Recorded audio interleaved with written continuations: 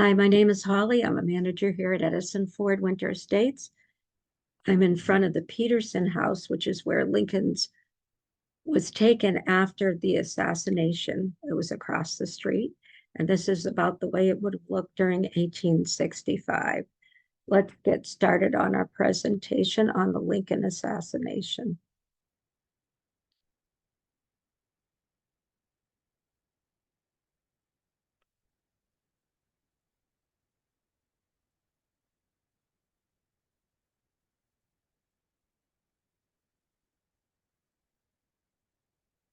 So this is one of those pictures. Photography obviously was just getting its start. Nobody was there to take a picture of what happened. So I'll show you several artist depictions of what's going on during the assassination.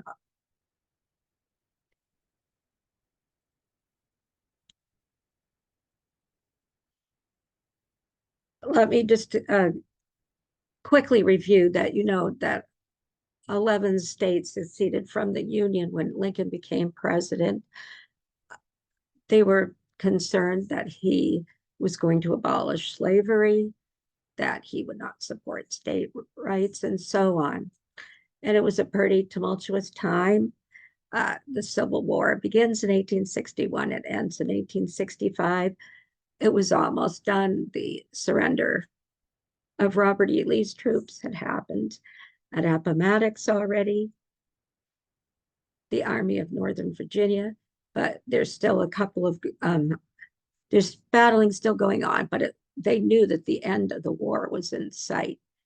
Lincoln had just been reelected to his second term in March, which is when they used to be sworn in.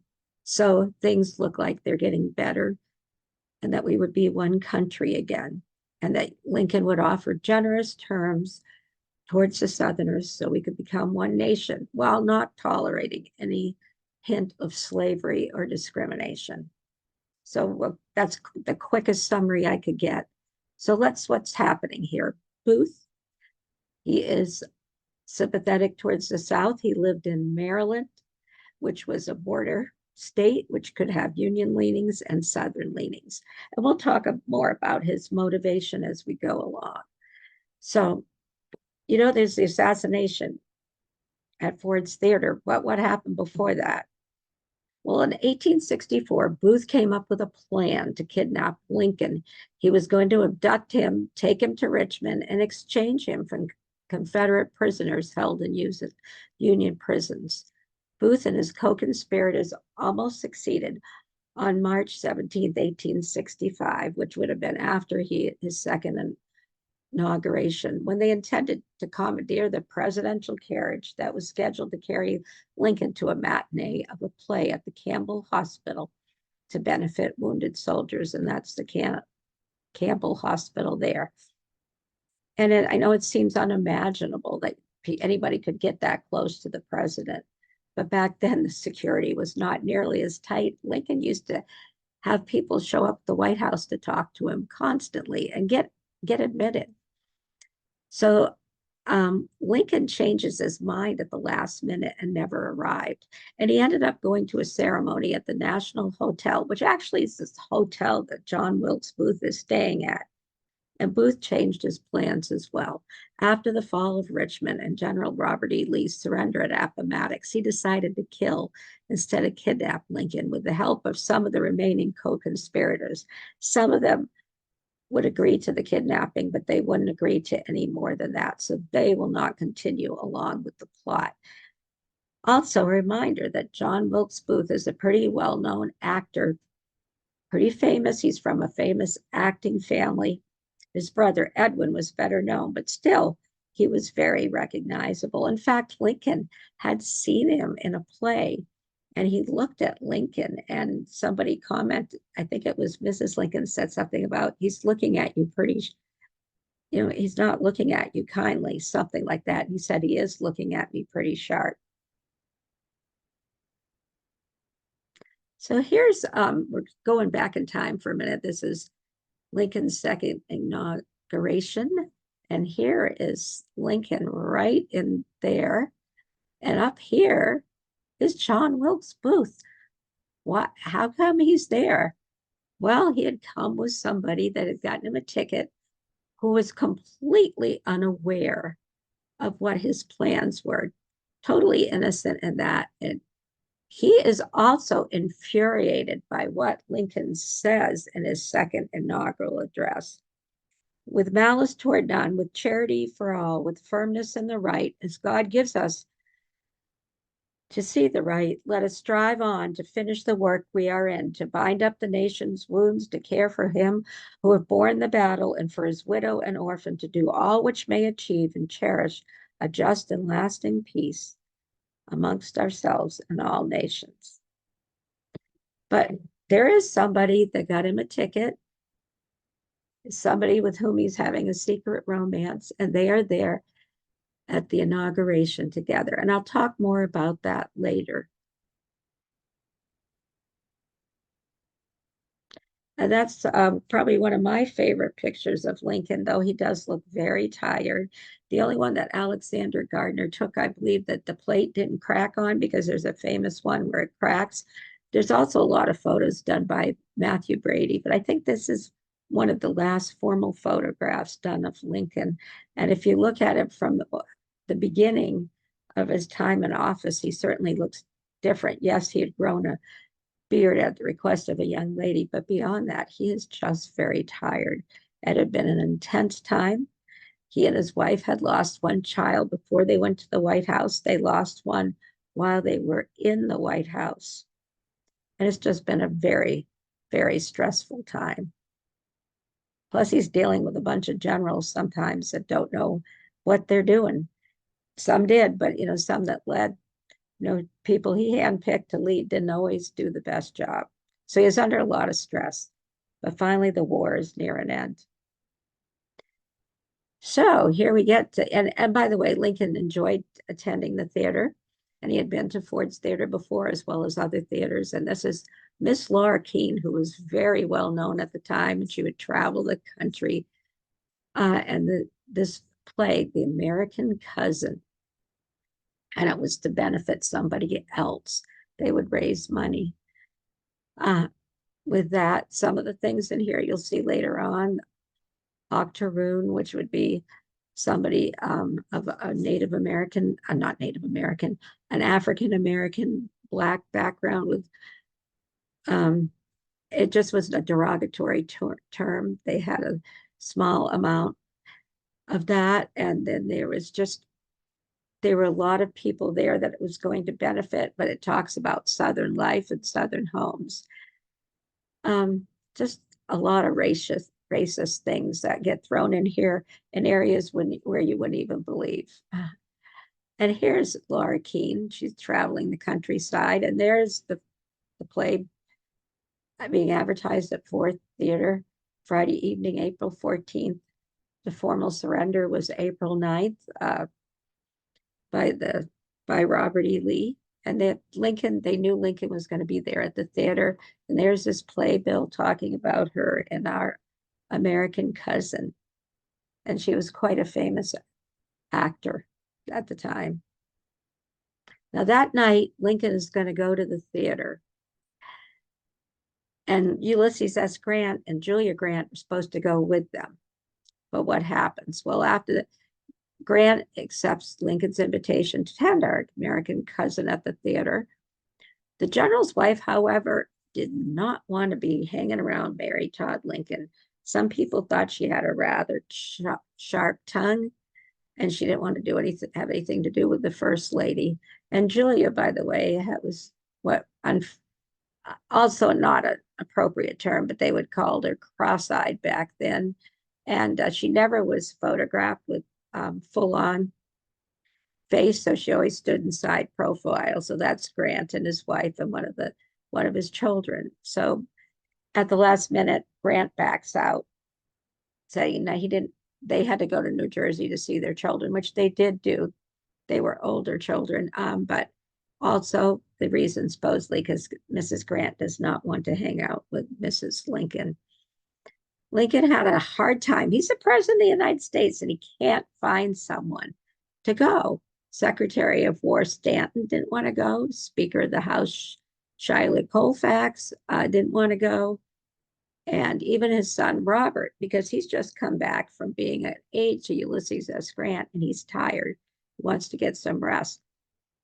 They all turned down the tickets before Clara Harris, the daughter of a New York Senator, Ira Harris, and her fiance, Major Henry Rathbone, accepted the invitation to go to the theater.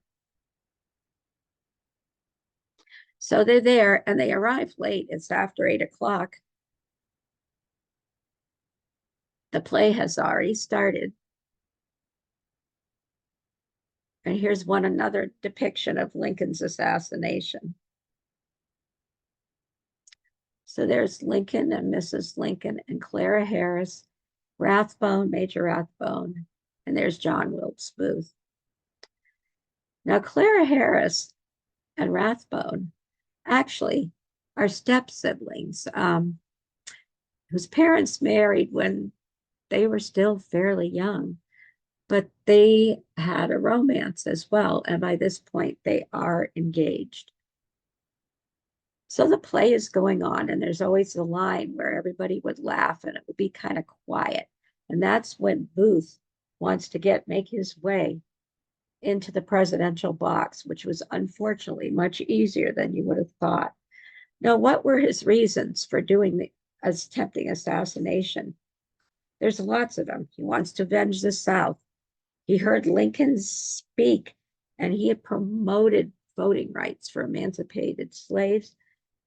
And Booth said something horribly offensive, which says that means blank citizenship. I'm not going to say that.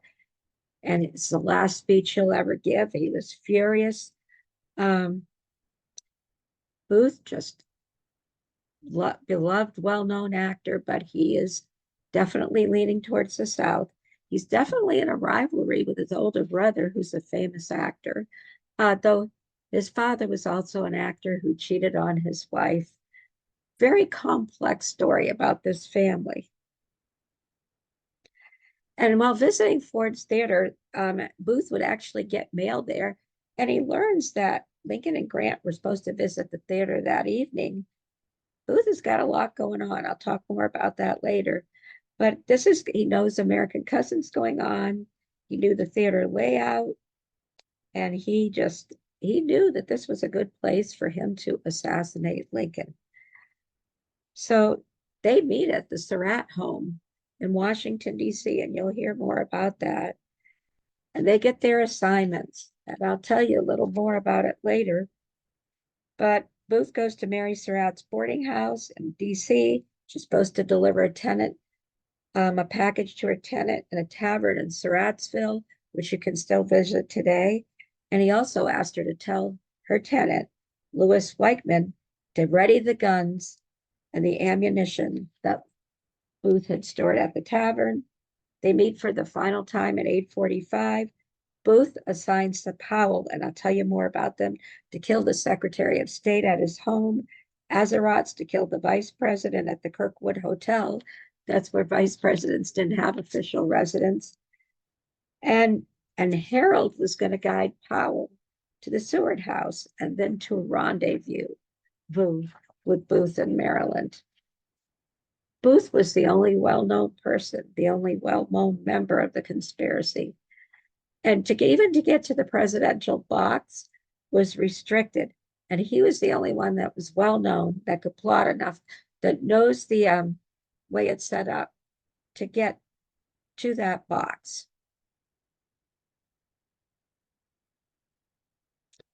He thought there would have been somebody guarding it.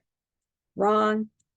Isn't it unbelievable? The president did not have a guard outside the box. And he plans to shoot Lincoln at point blank range with his Derringer and then stab Grant. And they were all supposed to strike just after 10 o'clock. Azerot wanted to just do kidnapping, but not do murder. But Booth persuades him to stay with the plan. So what happens that night? Lincoln doesn't have his usual protection. His bodyguard, Crook, had already advised him, William Crook, not to go to the theater. Mary had a headache.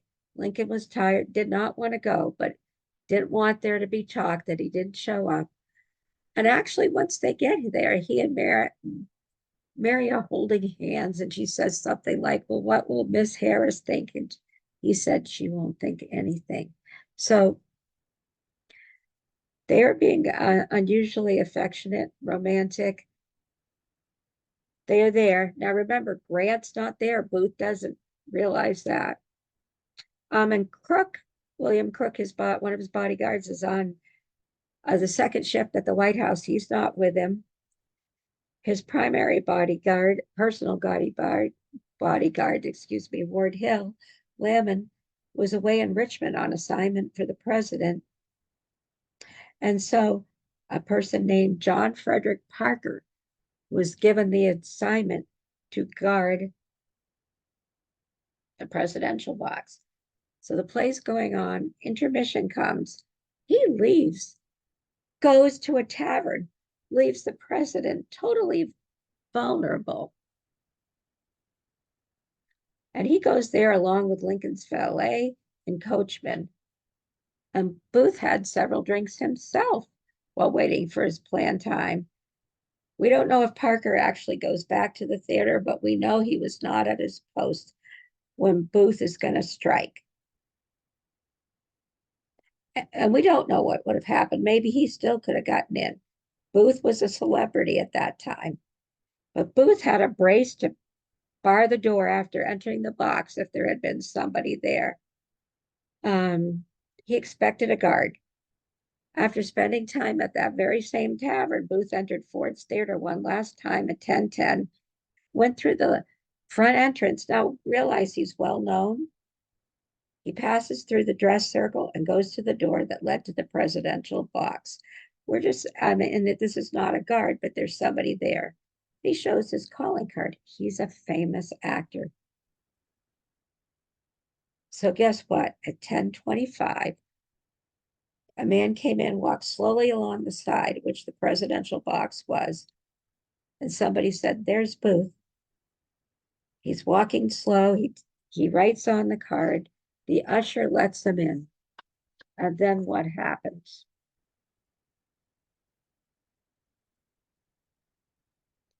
He tried to wedge a stick between the wall and between it and the wall, the entryway. And there's a second door that leads to Lincoln's box. And he had put a peephole in there.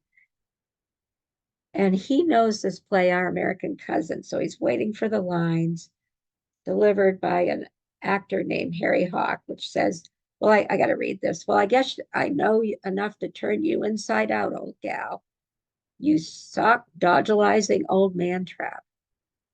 Not a very flattering term for a woman, but Lincoln was laughing at this line when Booth opened the door, stepped forward, and shot him from behind with the Derringer.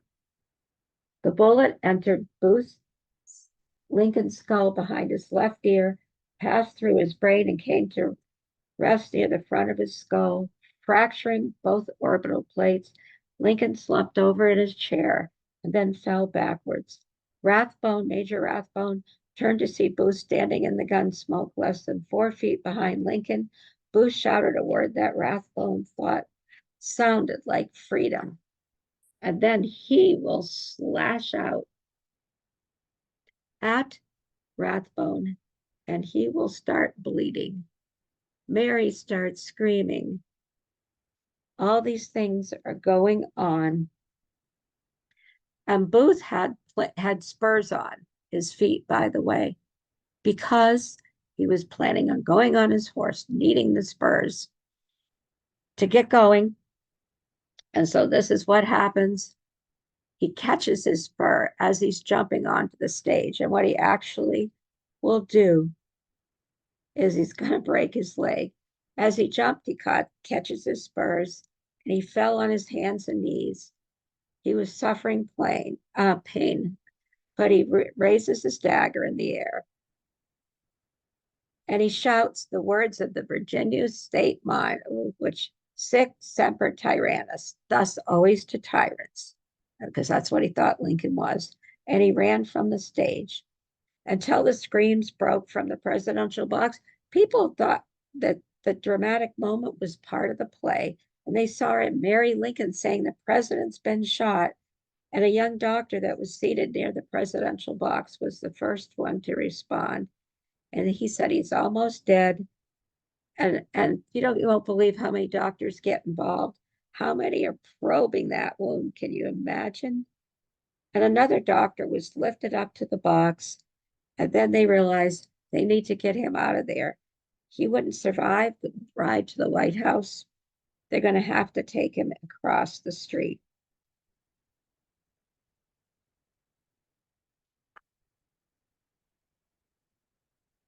And by the way, the young doctor that's first there, he's 6 weeks out of medical school.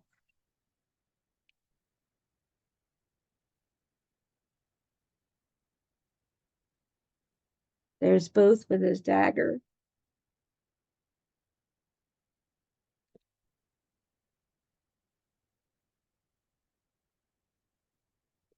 They're looking for a home. Where can they go? Where can they take him?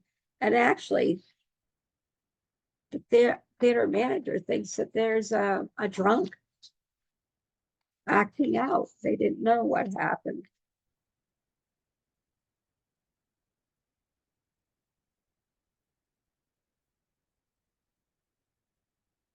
So a guy that had been reading his book while the play's going on, an employee, is trying to also help. And he calls out as they're taking his body out of the theater. They get out on the street. There's no, and here's I'm going to go back for a second. And they're searching the streets for a place to take Lincoln. He's not going to make it to the White House. And the sick doctor with 6 weeks of experience sticks his, probes the wound. He does some kind of artificial respiration before they even had it. A carriage ride they thought would kill him. They're carrying him outside, but as they get outside, they're looking for a place to go. And there's a man out on his balcony watching this unfold. He hears voices saying, Lincoln has been shot, clear the street, clear the street. And some men are carrying him on a stretcher slowly and carefully. And they're going to find the Peterson house, which is right across the street from Ford's Theater. And this man that's up on his balcony, he's eventually going to paint a picture of that. And it's not displayed for 60 years because people don't want that memory of what had happened, of Lincoln's body being carried to the Peterson house. And somebody from the Peterson house will gesture that they can take him inside there. And I'll get back to that in a minute. So he's going to end up being carried to the Peterson house. But what's going on in the meantime here? This is Henry Rathbone. And this is Clara Harris. And they are the couple that was with Lincoln that night, which is an interesting story in itself. Eventually, they do marry. And by the way, he recovers from his wounding. He gets treatment. Clara Harris will join Mary Lincoln and be with her throughout the night till the morning. But there's another little part of this story. So many people are affected by what happened to Lincoln and what their futures will be. Rathbone, many years later, when he and Clara had married and had a family, something happens when they're over in Europe. And he basically, what I would say today, he loses his mind. And he kills his wife, leaving his children as orphans. And just a very sad story. About 12 years later, he was out of his head. He was institutionalized. They're not orphans right off, but eventually he will die as well. So a very sad ending to that couple. This is what Booth uses to assassinate. It's the president, it's a 44 caliber Derringer pistol. Booth fired a single round, a lead ball right behind Lincoln's head to kill him.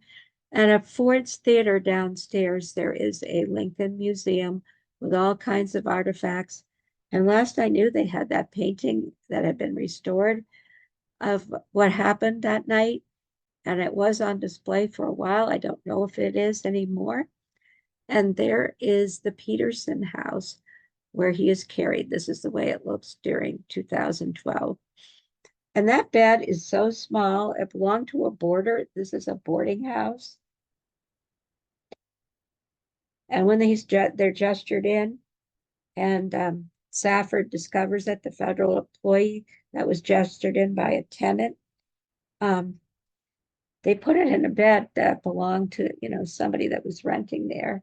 The owners weren't actually at home, and President Lincoln is 6'4", and he's put sideways across the bed that night.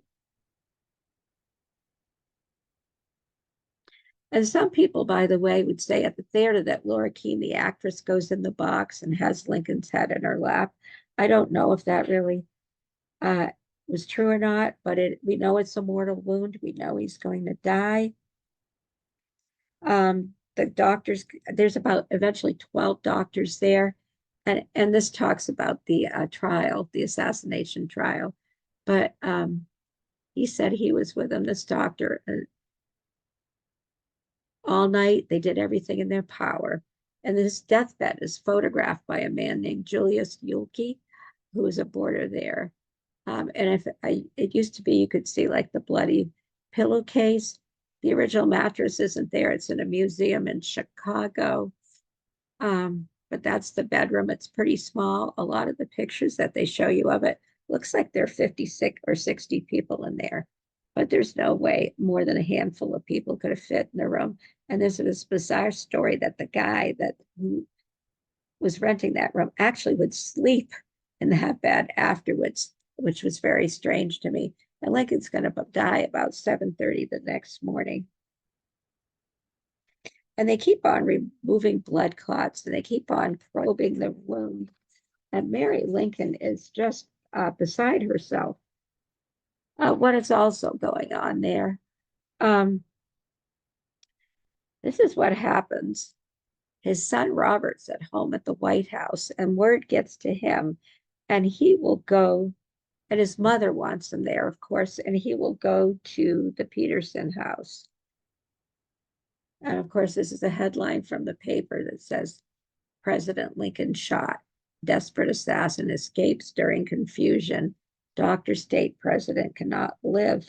So he gets there about 11 o'clock, but their 12-year-old son, Tad, was watching a Aladdin play at Grover's Theater when the theater manager makes an announcement. And the boy is hysterical about his papa. And Secretary of Navy Gideon Wells and Secretary of War Edward Stanton, who arrived, they will not allow poor Tad to come to the theater. He's at home with a guard that's comforting him that will lay beside him until he falls asleep, but he's hysterical. He didn't get to see his father. And when Stanton, Secretary of War Stanton, gets there to the theater, he at some points makes Mrs. Lincoln, because she's understandably quite upset, leave the room. I think she gets to come back a few times, but she definitely was not in the room when her husband will die. But so many officials are going in and out. His eye is swollen. Remember, it breaks the area around his eyes.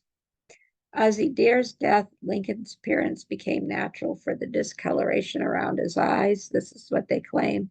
And shortly before 7, Mary comes in to his side, cradles him, kissing him, and calling him by name. He dies actually at 7:22 the morning, but Mary wasn't there.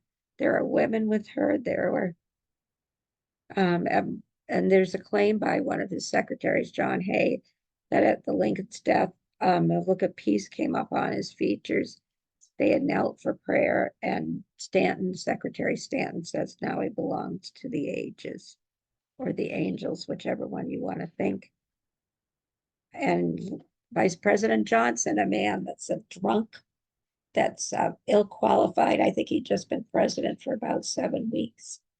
And eventually the oath of office is administered to him by the Chief Justice, Salmon Chase, sometime between 10 and 11 p.m.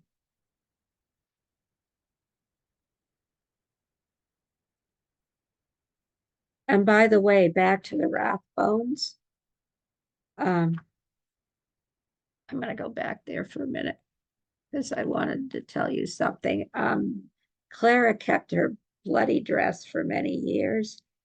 And it was walled up in the closet with bricks after she believed that she saw Lincoln's ghost. I wanted to tell that story. And eventually her oldest son had the dress burned, believing it had been a curse on his family. So there's that story as well. And there's a few people. And Mary Lincoln, of course, is there. Not all these people were gathered at one time, though he has upwards of 12 doctors. And there's some women friends, and there's Clara Harris that's there as well. That's a wanted poster. And this is the Lincoln Sons. I wanted to get to show you Tad. His name is Thomas. He had a little miniature uniform. This was taken in 1864. I think he's about 12 years old in 1865. Of course, Robert Lincoln is a grown man coming back from Ulysses S. Grant's staff. And he'll go on to some political roles as well. What happens to the Lincoln family after this is horrible. Eventually, their son will die. I believe it's in the early 1870s, or maybe 1872 or 1874. Tad dies. Mary Lincoln will lose, basically. She struggles with terrible depression and upset. And at one point, her son has her committed to an insane asylum. Things weren't always good between her and her son. It just was a tragedy. Yes, there are Lincoln family members. He has a home in Vermont called Hildene. And who are these men? Well, there's this plot to kill the president, but there's more people than that are supposed to die that night, if it in line with Booth's plans. This is Secretary of State Seward. This is the President of the United States, Andrew Johnson. Let me state in my own personal opinion that Johnson was a horrible president. He's the first president to be impeached. He was a Southern Democrat, with Southern leanings. He was not going to make sure that anything was there to make sure that for the rights of Blacks were not protected. Just so many more things would have been better if Lincoln had not been assassinated. It was not beloved throughout the South that this happened. He was going to have generous terms to welcome them back to the Union, ensure that Blacks had their rights after years of slavery. It would have been so much better. This man's just one vote short of being removed of office. He is a horrible president. He is a drinker. He doesn't do the country any favors. And this is Seward. He was the Secretary of State. He's at his home. He is recovering from injuries, being thrown from his carriage.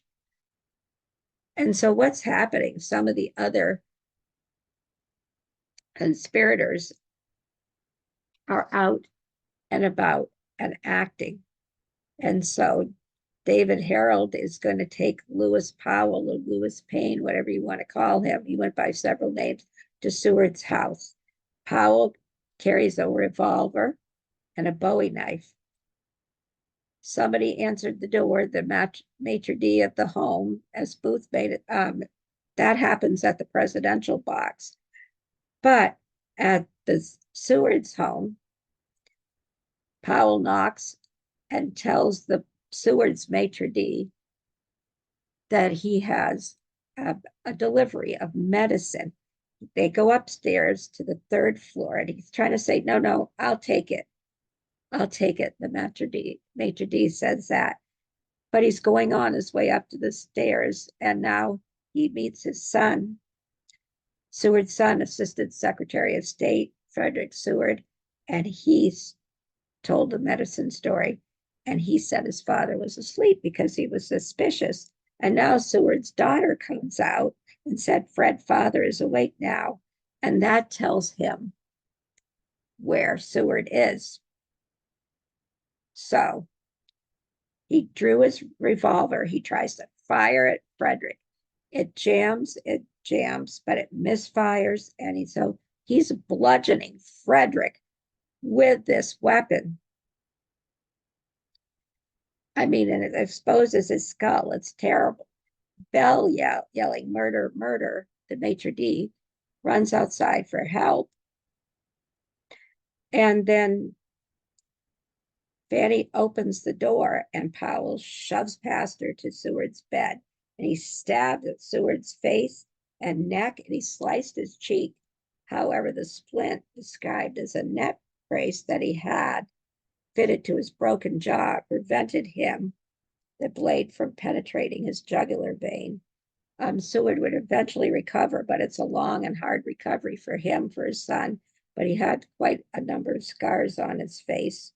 And his other son, Seward's other son, Gus, and a soldier assigned to Seward, were alerted by Fanny's screams and received stab wounds because they're struggling with Powell. And as Gus went for a pistol, Powell ran for the door. State Department messenger was there named Hansel, and he stabs Hansel in the back. He runs outside, the strangest thing ever, shouting, I'm mad, I'm mad. And there were screams from the house. Harold is scared to death. He leaves Powell on his own in the city that he doesn't, I'm not at all familiar with. Azerrad is supposed to be attacking Johnson that night. Remember that he's at a hotel at the Kirkwood. He's actually at the Kirkwood house by this time. Azerrad's supposed to go to his room and shoot him. And so Azerrad had rented the room above him, and he arrived there at the appointed time, and he goes to a bar and he gets drunk, and he's not going to do it. He's not going to expose himself to this. And he wanders the streets and he goes to sleep, and he doesn't follow through. But Booth had stopped by where the president was, and he left a note. I don't wish to disturb you. Are you at home? J. Wilkes Booth. And they think that Booth was trying to figure out whether Johnson was going to be there that night. Or he didn't think Azerrad was going to do his job as conspirator. So he's going to try to implicate Johnson in the conspiracy theory. That's another theory. I mean, in the conspiracy, who knows? But there's a bunch of people whose lives change, and there's a bunch of people in on this.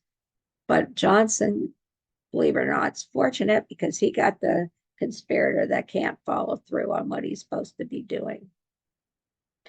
And by the way, there's a picture of John Wilkes Booth from the Library of Congress. Remember, he's a famous actor. He's considered very handsome. He is only 26 years old. I always thought he looked a little older at the time. Now he did get on his horse eventually. Remember, he hurt himself. when he caught his spurs. So what's happening in this picture? This is from Ford's Theater, and these are the pictures that are found in Booth's jacket after he dies. I'll talk more about that in a minute. So we got Booth and the conspirators escaping, trying to avoid capture. We've got President Lincoln, who succumbs to his injuries just before 7:30 the next morning on the 15th of April. And Booth is traveling, trying to get to safety in the South. These pictures are in his pocket, courtesy of Ford's Theater. Excuse me, let me go this way. There's 1, 2, 3, 4 women that were actors at the time. They're in his pocket. But then there's a young woman named Lucy Hale. Her father was an abolitionist senator from New Hampshire. She was considered one of the belles of Washington society. There's Lucy Hale. The story goes that there is a secret, and she had met John Wilkes Booth. They were staying in the same hotel. She begins seeing him, and actually, she has a ticket to Lincoln's second inauguration. She brings Booth. She has no clue what he has planned. They met socially several times. They were supposedly they are secretly engaged. Her father had been a senator. He's now going off as an ambassador to Spain because they think that he is something is not good for Lucy in Washington society. Though that very day, supposedly, Booth and Lucy and her mom had all had lunch together. Supposedly, they had a secret engagement, and supposedly they're going to Spain to get him away from the influence of Booth. Lucy doesn't know a thing about him planning on killing Booth, and she was devastated and crushed when she heard about the assassination. And apparently, it was pretty well known in Washington society that they were engaged secretly and formally engaged. Engagement was broken off, I'm not sure. But they're going to Spain. And there's a story that Lucy is brought on board where Booth's body was brought on board on the USS Montauk, and she's in a veil and she gets to view his body. But she goes to Europe and stays there for 5 years, and she will return. Eventually, she'll marry her childhood sweetheart. But there's definitely a romance between them. And by the way, Lucy is buried in the cemetery in Dover, New Hampshire. How far it went? Was there a secret engagement? Yes, I believe there was. Had they broken it off? I don't know. Okay, what happens to the co-conspirators, by the way? Let me go back one last thing. Lucy attracted, she was friends with Robert Lincoln. Did they date? I can't be sure. Oliver Wendell Holmes' son, one of Lincoln's secretaries. So, by the way, Booth's sister said that he was upset when she saw Lucy dancing with Lincoln, Robert Todd Lincoln. And by the way, they uncover every possible association to Lincoln's assassination, but Lucy is never, ever interviewed, even though it was a pretty poor secret in DC that they were engaged, or at least were in a romance. So we're going to go here. What happens to all those people? Well, Booth heads away by horseback. Now remember, he's got a broken leg.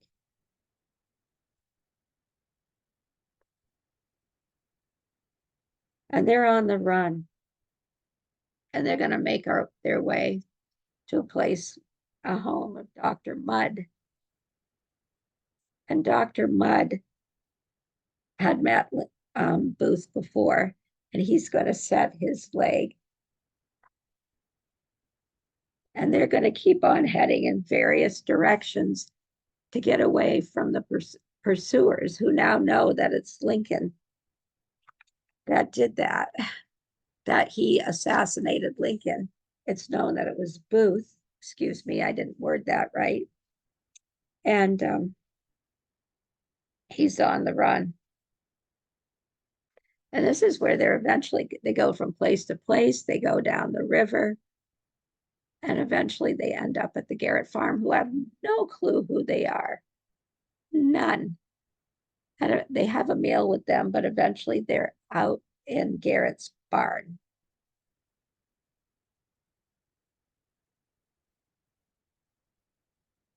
And what happens there? Well, they set the barn on fire.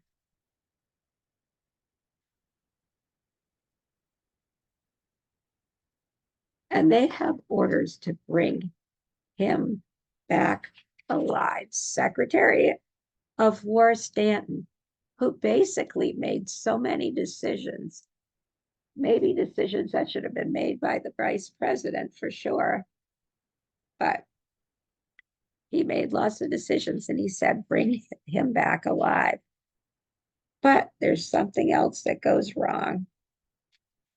And there is a soldier there, and his name is Boston Corbett. And Boston Corbett was pretty much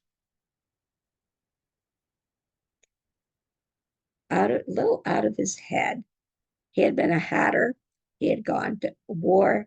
And when you are a hatter, you were exposed to mercury. Have you ever heard the word mad as a hatter, like the Mad Hatter and Alice in Wonderland? And that kind of made him a little insane. Well, no matter what, he's there at the Garrett farm in Port Royal, Virginia. And he says he's just going to shoot him. And he paralyzes Booth. And it struck him in the back of the head behind his ear. And his spinal cord was pierced. And they bring him out onto the, he was just trying to wound him, by the way, and hit him in the shoulder. And they drag him to the Garrett farmhouse where he asked for water. But he's now paralyzed. He can't swallow that water. Booth can't. He spits it out. He has to be turned over and lay face down. Then at least turn me on my side. But that didn't relieve his suffering either. He seemed to be in extreme pain.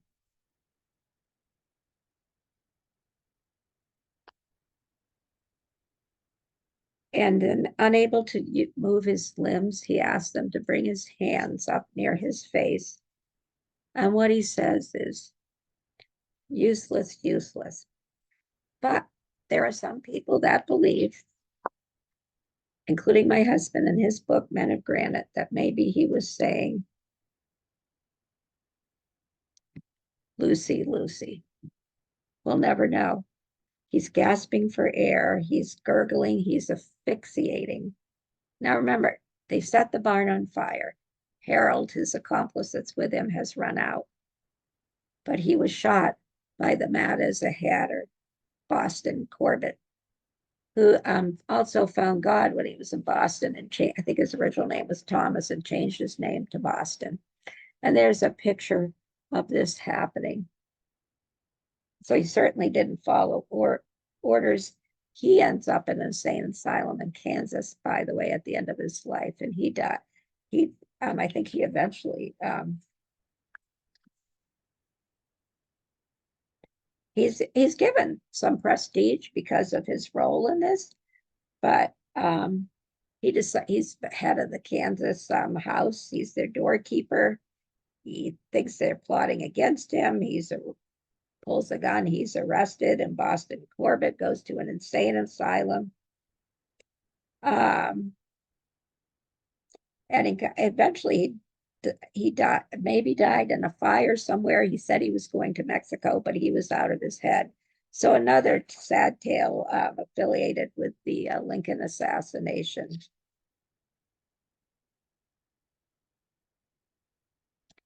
And that's the sign for the Garrett home. It's not there anymore. It said this is the Garrett place where John Wilkes Booth, assassin of Lincoln, was cornered by Union soldiers and killed. Well, he wasn't supposed to be. The house stood a short distance from this spot. And there's Boston Corbett, by the way. What about the other conspirators? Let me tell you a little bit about them. I don't want to run out of time.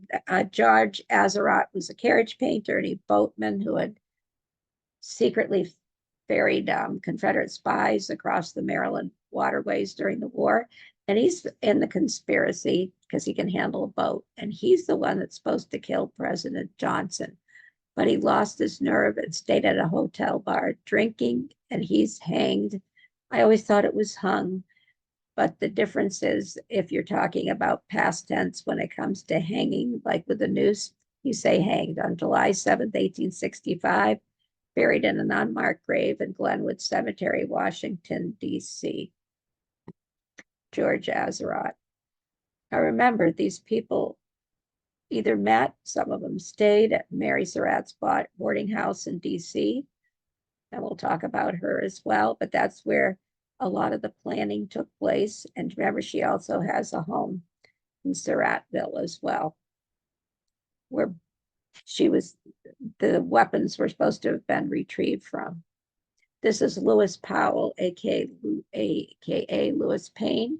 He's a former Confederate prisoner of war. He'd been a soldier with the 2nd Florida Infantry and was wounded and captured at Gettysburg. He joined Mosby's Rangers, and he was introduced to Booth through John Surratt in January of 1865, and he was a crucial part of the Booth plan to kidnap the president. He used the alias Payne or Payne, P-A-I-N-E or P-A-Y-N, so his family wouldn't find out about his role in the kidnapping. When the plot changed to murder, he was assigned to kill Seward. You can tell that he was willing to do his part, unfortunately. And he was tried, convicted, and was hanged also on that same day. David Harold was a 23-year-old pharmacy assistant and a friend of John Surratt. That name comes up a lot, John Surratt. He met Booth in Maryland, and he was the one that surrenders at the Garrett farm with Booth. In the trial, they try to describe him as dull, witted, and simple-minded. But apparently many people believe that wasn't true, but to get him a lesser sentence if he appeared like to not be in full control of his mental faculties. But it didn't work. He was tried and convicted. And by the way, this is a military trial because that's what the Secretary of War, Ed Stanton, wanted. And he is a big guy. And these people are hung, and he's such a big guy that it didn't break his neck, and he struggled for 5 minutes. He's buried in the Congressional Cemetery, Washington, D.C. Nothing is marked on his grave. It's his sister's stone next to him, that is. Mary Surratt. She was definitely a Southern sympathizer who owned a boarding house in D.C.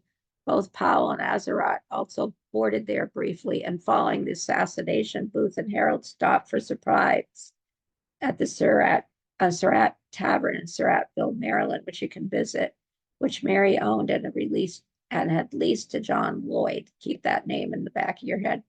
Early in the day of the assassination, she went to the tavern and gave Lloyd a package that Booth had given her that morning. And according to Lloyd, she asked him to have the irons ready. Due to the testimony of Lloyd, she received the death sentence. That for a while, actually, her daughter was held with her in jail, and they are they are hung in the same place, that penitentiary where they were held. But he's the one that made sure that she died. It was high. I think this is the first woman that's put to death by hanging. The first woman executed on that day. My opinion, some people think she's totally innocent. I think she was aware of what was going to happen. I don't know how actively she participated in it. Um, 5 of the judges at her trial, I think, and there are 9, asked that she be given clemency by President Johnson. I don't think it even took a majority to sentence them to death. It only took 5. So they wanted to ask that she be given clemency because of her age. That never happened. She's buried in Mount Olivet Cemetery in DC. The Surratt boarding house still exists in DC and is used as a Chinese restaurant and a karaoke bar. Here's who's not put to death. This man, many people believe, was Lincoln's most most valuable conspirator, was a Confederate spy with a college education, John Surratt, the son of Mary Surratt. And he introduced Booth the Herald and Azeroth and conspired with the others to kidnap the president, but was not in DC when the assassination was conducted. I'd be willing to bet that he knew about it. But even if he didn't, he flees the US when he hears the news and lived in Europe as a fugitive for several years till he was arrested as a fugitive in Egypt. He was not in some kind of papal guard at one point, I believe. But and he's arrested in 1866. He knew his mother was going to be hung. He didn't come back to the US. I think he's a horrible son. He was tried by a civilian court by this time in New York in 1867 and 1868, and he escapes conviction. I think there was a hung jury. He dies in 1916, and I just think he's a nasty little weasel who didn't support his, wasn't there for his mother. Samuel Mudd, and you probably heard the phrase about his name is still Mudd, or somebody's name is Mudd. That's where it originates with him. He had met him on several occasions, and his house may have been planned as a safe stop for the kidnap plot. He arrives there on April 15th, seeking medical aid. Dr. Mudd made a splint for him. They stayed upstairs the rest of the night. They go into the swamp and they headed south, and eventually they end up on the Garrett farm. Mudd insists that he did not recognize Booth and that he did not know that Lincoln had been assassinated. He was evasive and nervous, was questioned, was tried and convicted of conspiring to kill the president and giving a life sentence of hard labor, shipped to Fort Jefferson. I talked about him a couple of months ago when I talked about Fort Jefferson. In the dry Tortugas, he's pardoned because of his work in saving an outbreak of, is it yellow fever? I can't remember, but whatever it was, or scarlet fever, whatever it was, people were really sick. He treats them, and he is pardoned by President Johnson. He goes back to his farm. He has 5 more children. It's like he dies at 47, and he was aged a great deal. It was really a rough place to be. He dies at 49, excuse me. He's buried in the cemetery at St. Mary's Catholic Church in Bryantown, Maryland. And I'll leave it up to you if you think he really would not have recognized Booth or not, because he had met him. Samuel Arnold was a friend of John Wilkes Booth, and he was a Confederate Army veteran. He was recruited to participate in the kidnapping. And by the way, I forgot to mention that some people believe there was also a kidnapping plot to kidnap him from Ford's Theater earlier in the year, but that did not happen either. He most likely didn't have any knowledge of the plot to kill the president. He was a conspirator to kidnapping that didn't come. He was arrested at Fort Monroe, Virginia, and they tied him to Booth in the kidnapping plot. He was tried and convicted. He also goes to the Dry Tortugas. He's pardoned by President Johnson in 1869, and he lived till 1906, long enough to publish a memoir he'd hope would vindicate his name. And he's buried in the Greenmount Cemetery in Baltimore, the same final resting place as John Wilkes Booth and conspirator Michael O'Laughlin. And by the way, Booth's grave is also not marked, but the other members of his family are there, so you can visit his grave if you so desire. Edmunds, Ned Spangler, this is the guy I think really probably had the most unfair sentence. Spangler was a stagehand and carpenter at Ford's Theater, met John Wilkes Booth years before doing carpentry work on the Tudor Hall, which was the Booth family home. They renewed their friendship when they were both working at Ford's Theater, and Booth asked Spangler that night to hold his horse in the back alley of the night of the assassination, and Spangler turned that duty over to a young man named Peanut John Burroughs. It's most likely he never knew anything about Booth's plot or its intentions, but it didn't matter. He's found guilty of helping Booth escape. Spangler was sentenced to 6 years of hard labor in Fort Jefferson, became friends with Dr. Mudd, and then they were both pardoned. He moved to Maryland, and he did odd jobs until his death in 1875, so he didn't live long. He's buried in St. Peter's Cemetery in Waldorf, Maryland, and I believe he didn't really have a clue knowing what was going on. Michael O'Loughlin was a childhood friend of Booth and another former Confederate soldier. By the way, Booth never went off to war, and one of his earliest recruits, he is going to help in the plot to kidnap the president. And he admits that he took part in that plot, but he didn't associate anything to do with the assassination.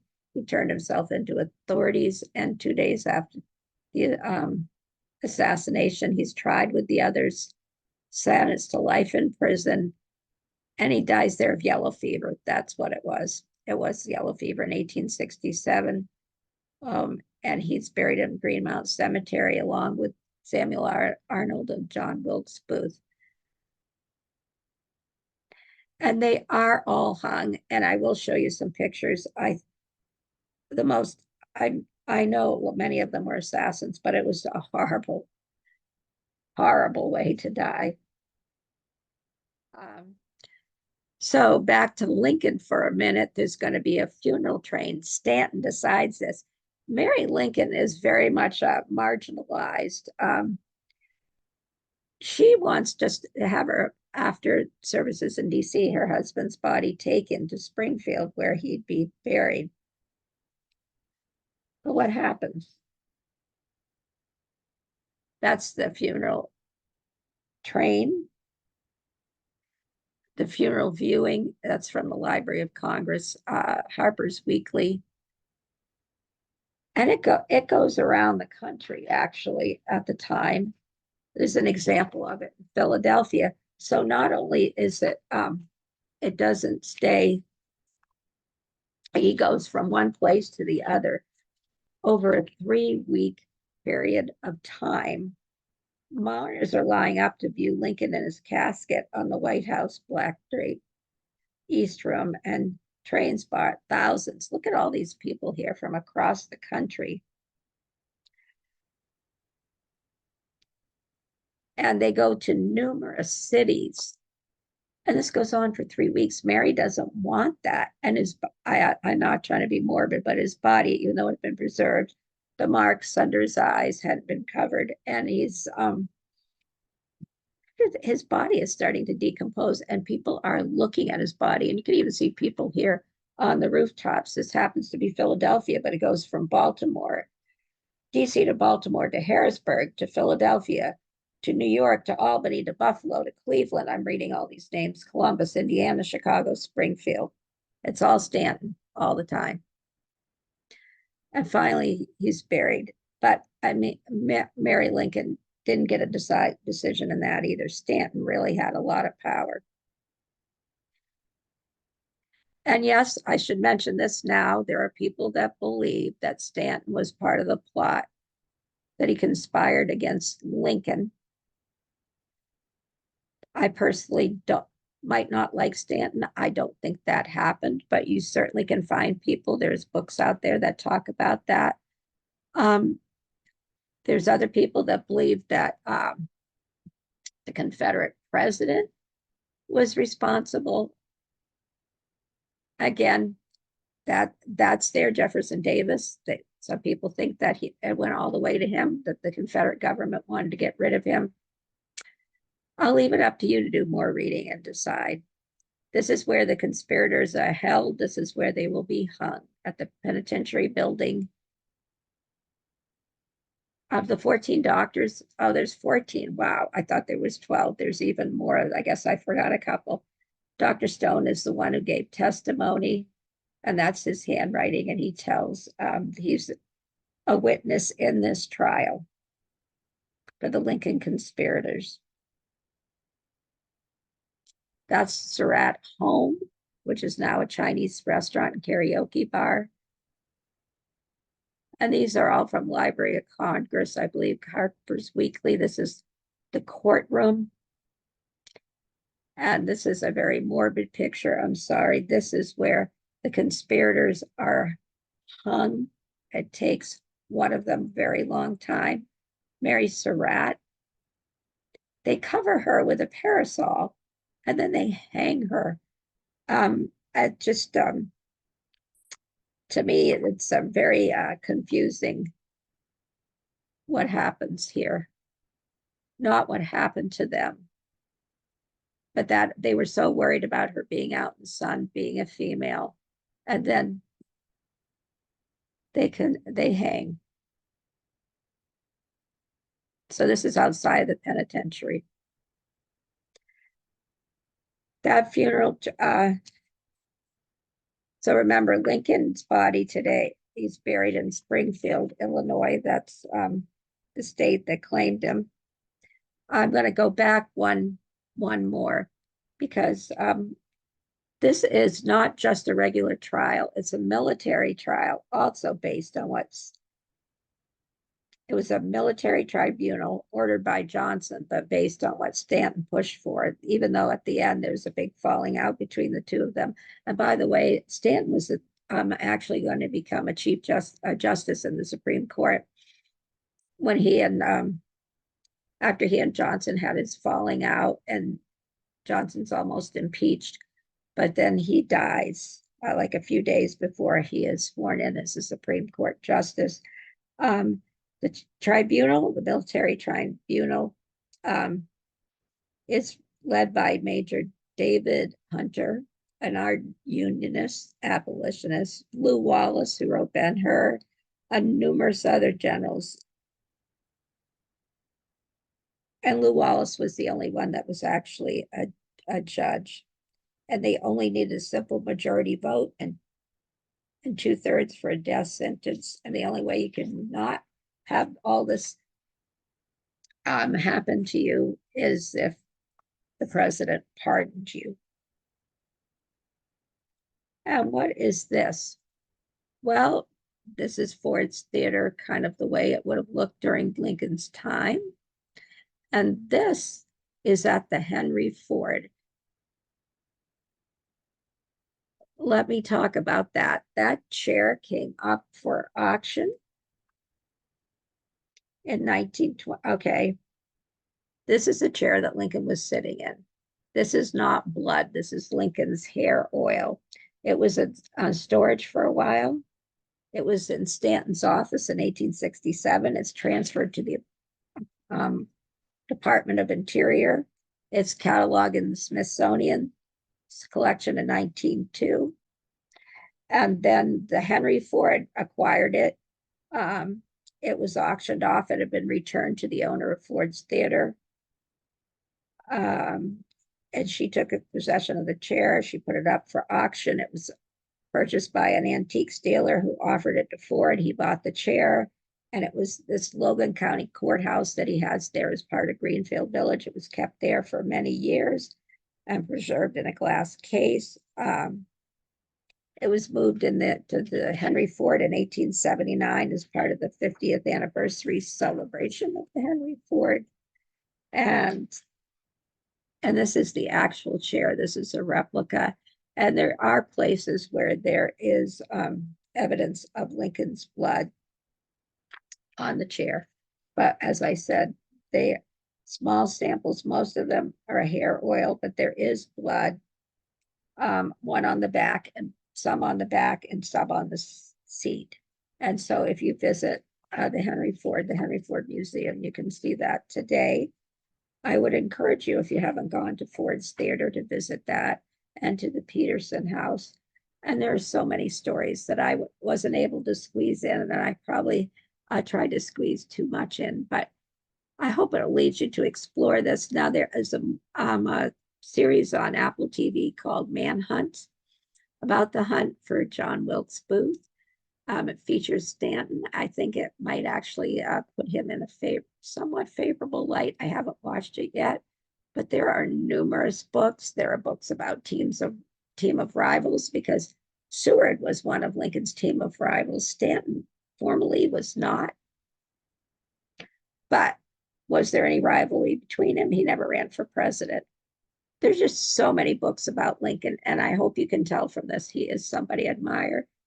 Visit the Lincoln Monument. If I go stand there, it's not perfect. There's flaws, but he was a good president and I think a good man. These are my sources. There's so many more I could use. I hope I'm encouraged you to dig in deeper. I wish I'd done this as like a 3-part series. Thank you so much. Bye-bye.